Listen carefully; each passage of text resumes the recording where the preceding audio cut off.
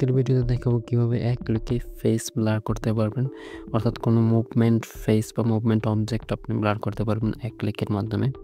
So এর জন্য আমরা ক্যাপকাট ইউজ করব। ক্যাপকাটের এই ভার্সনটা যদি আপনার কাছে না থাকে তাহলে আপনি ভিডিও ডেসক্রিপশন থেকে ডাউনলোড করে নিতে পারেন। তো প্রথমে আমি নিউ প্রজেক্ট নেব। এখান থেকে আপনি যেই ভিডিওতে ফেস ব্লার অ্যাড করতে চান সেটা সিলেক্ট করবেন, তারপর এখান থেকে এসবি সিলেক্ট করে ইম্পোর্ট করে নেবেন। সো ইম্পোর্ট করার পরে এখানে ভিডিওটা অ্যাড হয়ে যাবে। তো জাস্ট আপনি ভিডিওটা সিলেক্ট করবেন, তারপর এখান থেকে ইফেক্টস যে অপশন আছে এটাতে যাবেন। তো এখানে যাওয়ার পর বডি ইফেক্ট নামের একটা অপশন এটা পেয়ে যাবেন।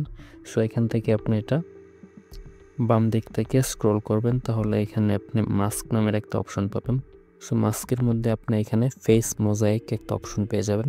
সো এটার উপরে ক্লিক করলে দেখবেন আপনার ফেসটা ব্লার হয়ে গেছে এবং সাথে সাথে ফেসটা কিন্তু ট্র্যাকিংও হয়ে গেছে। অর্থাৎ এখানে যদি ফেসটা নাড়াচাড়া করে, অর্থাৎ আপনি যে অবজেক্টটা ব্লার করবেন সেই অবজেক্টটা যদি নাড়াচাড়া করে তারপরেও কিন্তু এটা ট্র্যাকিং করবে।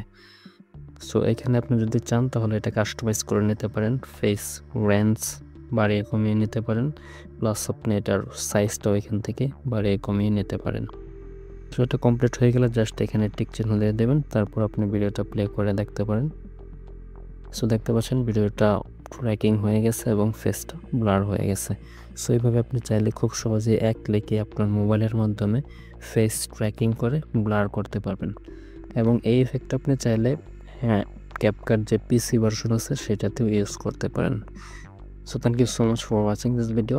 সো এই ভিডিওটা যদি ভালো লাগে তাহলে অবশ্যই লাইক করবেন এবং সাবস্ক্রাইব করতে ভুলবেন না।